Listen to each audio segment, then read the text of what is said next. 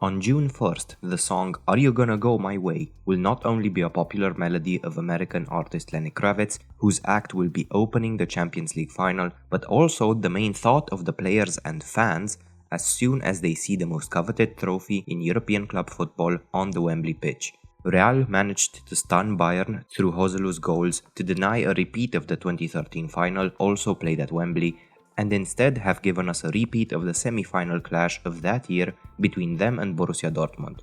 Despite their recent success in the Champions League against German opposition, German clubs have historically been kryptonite for Los Blancos, with Kaiserslautern, Hamburg and Borussia Mönchengladbach all putting 5 goals past the Spaniards during the 80s. 11 years ago, Dortmund only managed to score 4 against the Spanish Giants to win 4-1. Which interestingly enough is the same scoreline achieved in 1975 by Derby County in their game against Real. I might look like an idiot for saying this, but I really believe that meeting Real instead of Bayern in the final is far more preferable for Dortmund and they stand a bigger chance of winning the competition. However, we are still a week away from the final, and since I have nothing better to do, let's take a look back at where Borussia's players from that famous 4-1 win are today. Borussia's goalkeeper that evening, Roman Weidenfeller, was unable to keep a clean sheet, with Real keeping with tradition and scoring through a Cristiano Ronaldo tap-in after the referee didn't award a penalty at the other end of the pitch. Weidenfeller at that point had already been with Dortmund for 11 years, and Jürgen Klopp naturally awarded him the captaincy. Initially coming through the ranks at Sportfreunde Eisbachtal, a club whose name literally translates to Sports Friends Eisbachtal, he moved to Kaiserslautern after reaching the semi-finals of the 1997 Under-17 World Cup. Kaiserslautern were not so friendly, offering the young goalkeeper only a handful of appearances in his 4 years there, and he moved to Borussia in 2002 as Jens Lehmann's replacement. By 2005, he had become the number 1 goalkeeper, and one broken meniscus, one racial insult against Gerald Asamoah, and 2 Bundesliga titles later, he was leading Dortmund into a Champions League final as captain. His performances finally granted him a much-awaited call-up to the national side, making him Germany's oldest debutant at 33. In 2014, he became a World Cup winner as Manuel Neuer's understudy, and he continued in his number 1 role for the club under Jürgen Klopp. But in 2015, with Klopp leaving, his place was under threat as new manager Thomas Tuchel brought in Roman Bürki. In the subsequent 3 seasons, he firmly became the number 2 choice at the Westfalenstadion and retired in 2018 as a Borussia Dortmund legend. Nowadays, he is working for the club as an ambassador. The 2 men tasked with keeping Weidenfeller safe against Real were Mats Hummels and Neven Subotić. We'll start with the latter and his career that saw him achieve European success via the United States. Subotić was born in Yugoslavia in the modern-day part of Bosnia to Serb parents. In 1994, the Bosnian War forced the family to move to Germany, where he started playing football with the local sides.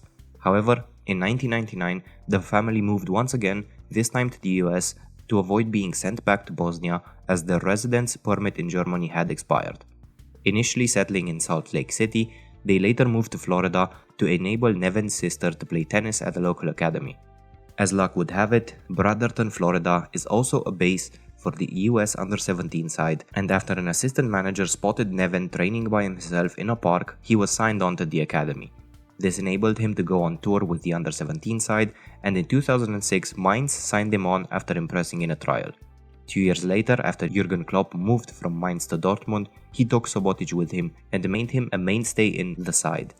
His first seasons were so impressive that the German media started speculating as to where he would play his international football, all while hinting at a possibility he would join the German national team. Despite being eligible to play for the US, Germany, Serbia, Bosnia and Croatia, Subotić made his debut for Serbia in 2009 against Romania. Very much a Klopp player, just like Weidenfeller, Thomas Tuchel's arrival in 2015 meant that Subotić's game time started to decrease and he moved to Saint-Étienne in 2018 after a short loan at FC Köln. He helped the French outfit to a Coupe de France final in 2019, which they lost to PSG, before moving on to Union Berlin in 2020 in their debut Bundesliga season. That season, the Berlin club finished a respectable 11th, and despite making 26 appearances that season, Subotić moved on to Denizlispor in Turkey. After 1.5 years in Turkey and a 6-month stint in Austria with Rheindorf Altach, he retired in 2022. His partner in defense for most of his Dortmund career, Mats Hummels, spent his whole career between Germany's two biggest rivals. Hummels was a Bayern youth product, but had the misfortune of joining the first team during the mid-2000s, which were somewhat tumultuous for the Bavarians. As his talent was not recognized properly, a loan to Borussia followed in 2009, which led them to sign him permanently 1 year later. Bayern would come to rue this decision as Hummels became one of Borussia's best players during the Klopp era and the World Cup winner in 2014. In 2016, Bayern paid 35 million euros to reverse their previous mistake, and in 3 years back in Bavaria, he won 3 Bundesliga titles and 1 DFB Pokal. However, his performances had started to regress by the time 2019 rolled around. The decision was made to sell him back to Dortmund for almost the exact fee paid 3 years earlier. At the time, it seemed that his career was starting to wind down after the unsuccessful end to his Bayern career, and Joachim Löw's statements that Hummels would not be part of his future plans. Instead, he continued as a regular at Dortmund, winning the 2021 DFB Pokal and being instrumental to this year's Champions League campaign, putting in 2 man-of-the-match performances against PSG.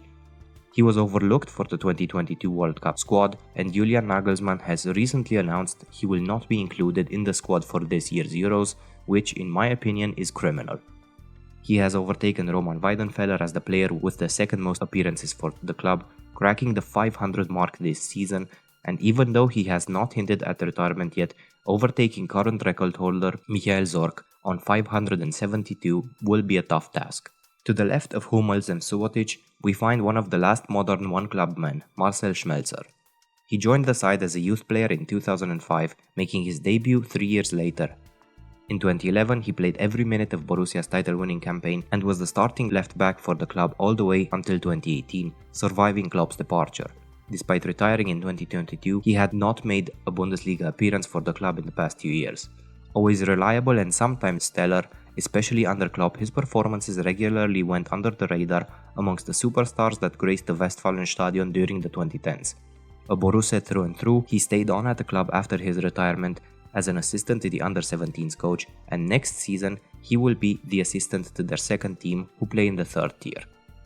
Now we come to the first of the 2 players with a lot of Z's in their name, Łukasz Piszczek. Whilst playing in his native Poland with, I'm not gonna pronounce that, Hertha signed him in 2004, loaning him back to Poland. He made his debut for the capital club in 2007 and struggled with some quite serious injuries which hampered his development. In 2010, Klopp signed him on a free and immediately handed him the right back position. Proving to be one of the bargains of the decade, Piszczek made more than 20 appearances each season from 2010 to 2020. In 2021, aged 35, he saw his game time dwindle at the Westfalenstadion and made a move back to his boyhood club. He is still contracted to the team, which play in the Polish third tier, and since 2023, he has transitioned to being a player manager. Piszczek did not play the whole 90 minutes of the semi-final against Real, as he was substituted for Kevin Grosskreutz in the 83rd minute. Grosskreutz had been a Dortmund youth player during the early 2000s before being let go by the club and joining Rot-Weiss Aalen, where he eventually made his professional debut in 2006. 3 years later, his old club re-signed him, and back at Dortmund, he made around 30 appearances in his first 5 seasons. However, after traveling with Germany to the 2014 World Cup, where he didn't start, his season was curtailed by injury and a subsequent knee operation, and he was demoted to the second team. Looking to restart his career, he joined Galatasaray in 2015, but because the Turkish club did not submit the necessary paperwork in time for deadline day, he could not play for them until the winter transfer window of 2016. In a strange twist, just as he became available to play for the Turkish club, he signed for VfB Stuttgart 6 days into the January window of 2016. Relegation from the Bundesliga followed for Grosskreutz, and in April 2017, his contract was terminated after he got into a bar fight. From there, he spent a season in the second Bundesliga with Darmstadt, and he moved even further down the footballing pyramid, spending 2 seasons with KFC, no connection to the Colonel, Uerdingen. In 2021, he announced his retirement from professional football, but more importantly, not from amateur football, as he is still playing today with 6th-tier outfit TuS Bövinghausen. Moving on to Dortmund's midfield, we find 2 rising stars at the time who had entirely different career paths. Mario Götze and Ilkay Gündogan were tipped for stardom as soon as they broke into Klopp's side. Götze was the poster boy of German football during the 2010s, coming through the Dortmund academy and making the classic move to Bayern München in contentious fashion 36 hours before their Champions League final to play under Pep Guardiola. At the end of his first Bayern season, He scored the winning goal of the 2014 World Cup against Argentina, causing a rare outburst of emotion from Germany's matriarch Angela Merkel. His career was supposed to reach the highest levels under the close supervision of Pep, who personally requested his signing. Instead, he struggled with form throughout his Bayern career, and towards the end of the 2016 season, it was becoming clear that his Bayern career was under threat.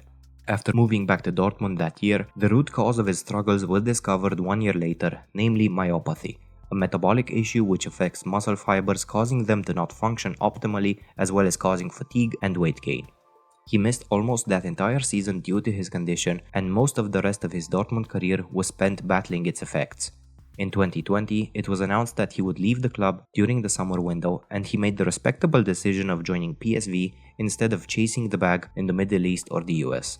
In his 2 seasons in the Netherlands, he looked to be slowly coming back to his best, winning the Dutch Cup and Super Cup. In 2022, he returned to Germany with Europa League winners Eintracht Frankfurt, and in his last 2 seasons, he has cracked the 30 appearance mark in the league for the first time since 2015. Ilkay Gündogan, on the other hand, remained loyal to Dortmund even after the lost Wembley final and spent a whole year out of commission with a back injury in 2013-14. As his career progressed, he was constantly touted for a big money move, all whilst pundits were not entirely convinced he would cut it at a super club. The reason for that was his playstyle, which was that of a Guardiola player in a Klopp system, to put it in a very simplistic way. Always more of a metronome, he was often overshadowed by the more explosive players around him. Naturally, Pep spotted his talents and brought him to Manchester City as soon as he left Bayern. Despite making a slow start to his City career and struggling with injuries, like many of Guardiola's signings, he came into his own once he became fully integrated into his system, becoming one of City's most important players during their most dominant eras. Despite being 33, he is showing no signs of slowing down, having moved on to Barcelona at the beginning of this season, becoming integral at the Camp Nou. Gündogan was substituted during the semi-final against Real as well, with Julian Schieber coming on for him in the second minute of extra time. Signed as a squad player by Klopp in 2012 from Stuttgart, Schieber spent 4 years at Hertha from 2014 to 2018 before retiring at Augsburg in 2021. The last of Dortmund's midfield 3 that evening was Lars Bender. A genuinely underrated player, Bender was unspectacular yet always dependable for Dortmund since joining from 1860 München, where he played alongside his twin brother Lars. In 2017, he was reunited with his twin, signing for Leverkusen. 4 years later, both Benders retired at the same time in a game against Dortmund, with Sven coming on as a substitute in place of his brother. With Dortmund 3-0 up in the 89th minute, Leverkusen were awarded a penalty, and Roman Bürki did not make any effort to save Sven's spot kick, allowing him to score the consolation goal and his final professional goal.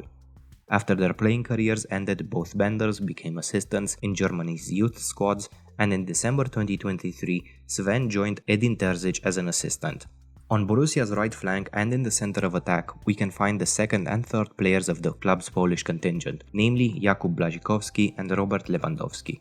2 landmarks of Dortmund's excellent recruitment during the 2000s, both players went under the radar of Europe's top clubs before exploding in Jürgen Klopp's gegenpressing system. We can start with a man who struck fear not only in the hearts of opposition defenses, but also in the hearts of footballing commentators around the world.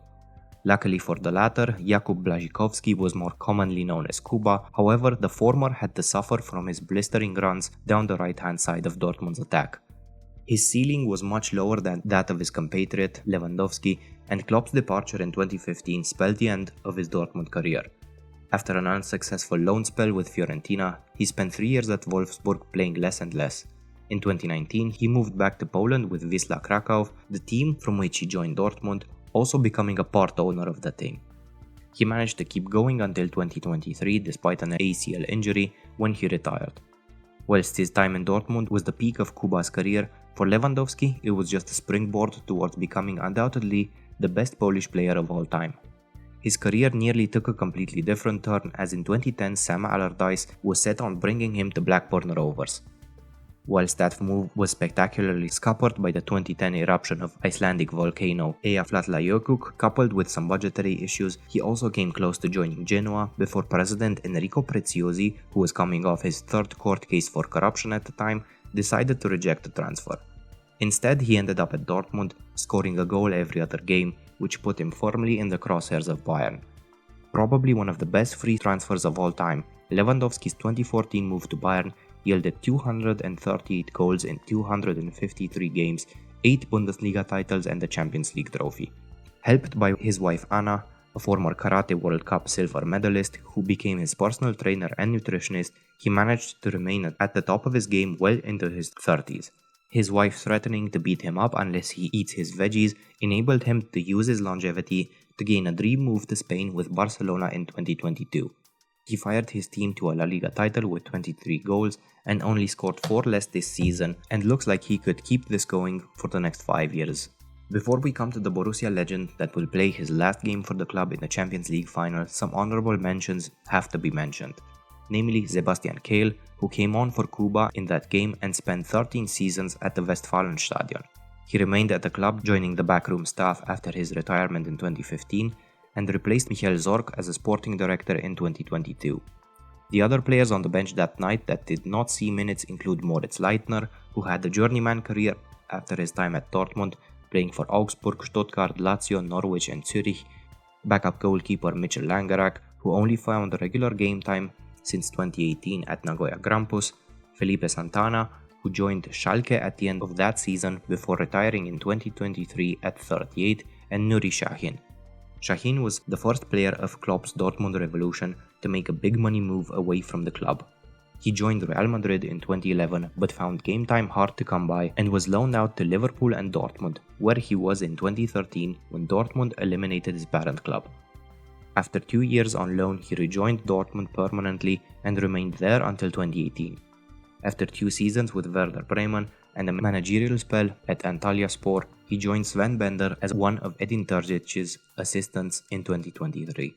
You can probably tell that the last player on the list is the darling of all the soppy posts about footballing loyalty mediocre footballing pages love to pull up every once in a while. Whilst we can lambast Bayern for letting Hummels go as a young player, Dortmund are equally guilty for letting Reus go in 2006. He joined another Borussia, namely the one in Mönchengladbach, quickly becoming one of the hottest prospects in the Bundesliga. When Jürgen Klopp heard that he had been a Dortmund youth product, he told the club they had to sign him. His move back to Dortmund came just as the team won the last of their 2 consecutive titles and just in time to lose the Champions League final. Bad timing would become a hallmark of his career, suffering injuries before the 2014 World Cup and the 2016 Euros, when Germany were arguably at the height of their strength. That, coupled with his undying loyalty towards Dortmund, means that 2 DFB Pokals and 3 German Super Cups are all that he has in terms of trophies. And I think I can speak for all neutral fans when I say that I hope to see him lift the Champions League in a few days' time. If you stayed on until the end of the video, thank you so much for watching. Let me know in the comments if you think Reus can pull off a Messi style win in the 11th hour, and make sure to like and subscribe if you enjoyed the video.